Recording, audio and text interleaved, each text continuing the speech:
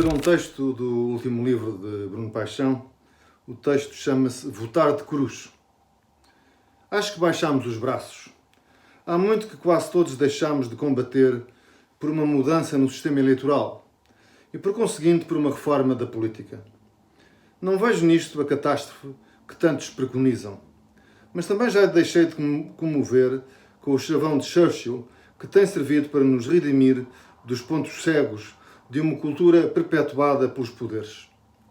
Nesse sentido, a ideia de que a democracia é o pior dos regimes se excetuarmos todos os outros, tornou-se uma verdade desmobilizadora, que, ao contrário do seu propósito original, vem criando um estado de letargia e de apatia coletiva, bem como de aceitação de uma certa inépcia do sistema partidário.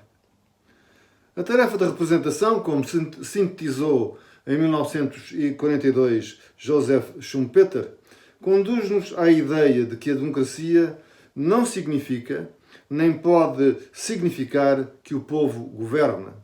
A democracia significa, simplesmente, que o povo tem a oportunidade de aceitar ou recusar os que pretendem governar. Fim de citação. Passados quase 80 anos, esta formulação não apenas se mantém atual, como de certa forma até se degradou. É que o eleitor nem sequer escolhe quem o representa. Limita-se, no caso das eleições legislativas, por exemplo, a colocar uma cruz no boletim de voto com o símbolo dos partidos. O sistema assim está bem? Podia estar pior, mas este conformismo em nada reforça o poder de escolha dos eleitores, nem responsabiliza os eleitos, renunciando a fornecer um curativo ou aparente enfraquecimento do sistema político. A alternativa tem sido a abstenção, que cresceu de 8,5% em 1975 para 44,1% em 2015. A maioria dos eleitores, a larga maioria, não conhece os candidatos. Quando muito, identifica o cabeça de lista.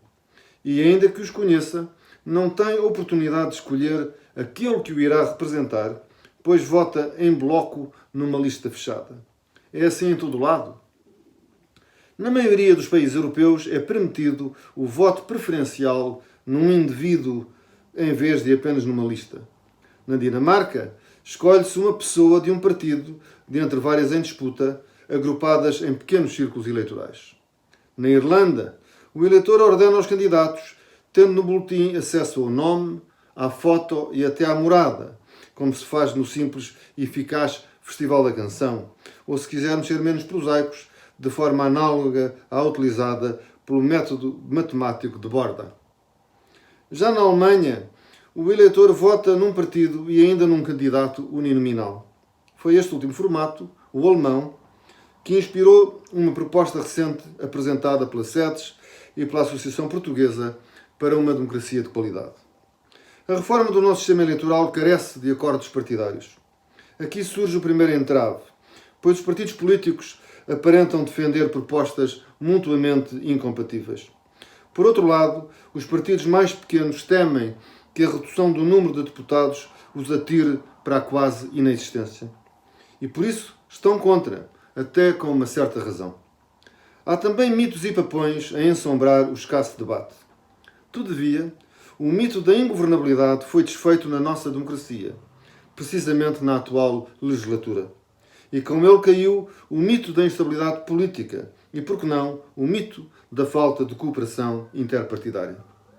A proposta sugerida, a partir do formato alemão, designada representação proporcional personalizada, colocaria a democracia a ganhar. Proporcionaria representar com fiel proporcionalidade os três eixos relevantes: os cidadãos eleitores, as correntes políticas e o território. Nela, cada eleitor exerceria o duplo voto num boletim, assinalando o partido político em que mais confia, e, por outro lado, o candidato no seu círculo que colhe a sua preferência. Este método possibilitaria o mesmo número de deputados, quer os escolhidos em lista, quer os eleitos uninominalmente. O tema é vasto e controverso, mas há que prosseguir.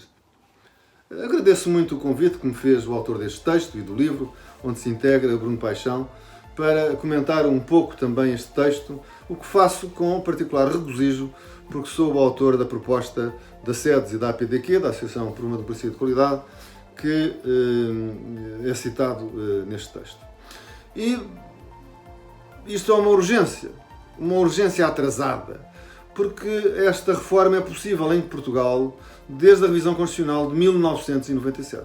É espantoso, que vão passados mais de 20 anos, já quase 23 anos completos, sem que esta reforma seja feita. Não é que a Constituição a tenha tornado obrigatória, senão estaríamos numa situação inconstitucional, mas a Constituição tornou-a possível. As pessoas pensam que o sistema em que funcionamos é o sistema conforme à Constituição. Não, não é. É o sistema anterior à Constituição. Aliás, anterior a todas as Constituições, porque quando foi adotado em 1976, na Constituição já era o que estava em aplicação desde as eleições constituintes. Mas não é. A Constituição, quando reflete sobre o assunto, permitiu outro e nós, esse outro, ainda não cumprimos. Ora, como nós sabemos, as Constituições não abrem portas para não serem atravessadas. E, portanto, nós estamos atrasados relativamente a uma reforma que nos foi possível. A proposta que apresentámos mostra que esta reforma eleitoral, primeiro, é possível, segundo, que é simples, não é um bicho de 7 cabeças, e terceiro, que é honesta. Isto é, não prejudica nem favorece o partido A contra o partido B, o partido B contra o partido A. Aliás, a experiência da Alemanha mostra que o Parlamento se mantém proporcional, que a governabilidade funciona e que o eleitor tem a possibilidade de escolher deputados que integram a representação parlamentar. Por isso, eu, em artigos que escrevi, pus este título: Porquê é que os alemães têm mais direitos do que nós? E é essa a questão que nos temos que colocar. Porquê é que o eleitor alemão pode escolher o seu deputado e ter um sistema proporcional de que nós gostamos e nós não podemos? Porque é que só temos a proporcionalidade a servir os partidos e não a proporcionalidade também a servir a escolha dos eleitores? Isto, aliás, impulsionaria uma regeneração profunda do sistema partidário. Melhoraria os partidos.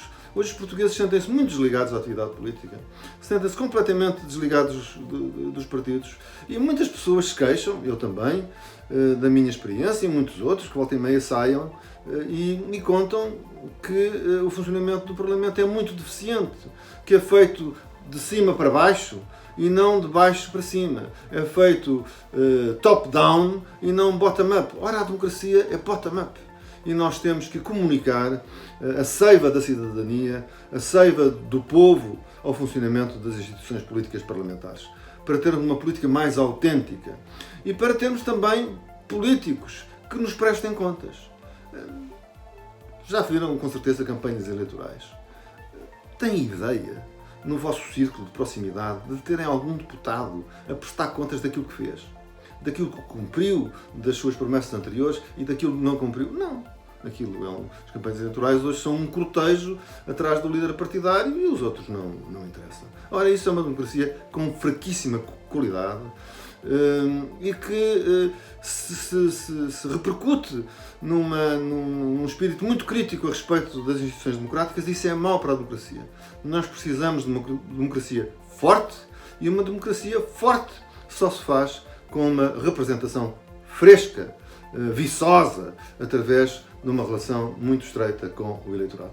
Portanto, eu animo-vos a continuarem a refletir nestas ideias e, quando aparecerem novas propostas, nossas ou de outros, para implementar este sistema que se inspira no modelo alemão adequado à realidade portuguesa, que o apoiem, porque é de facto a reforma que, com um toque mágico, renova, refresca e dará uma força extraordinária às instituições democráticas e à identificação do povo com a Assembleia da República e, portanto, com as instituições políticas do país.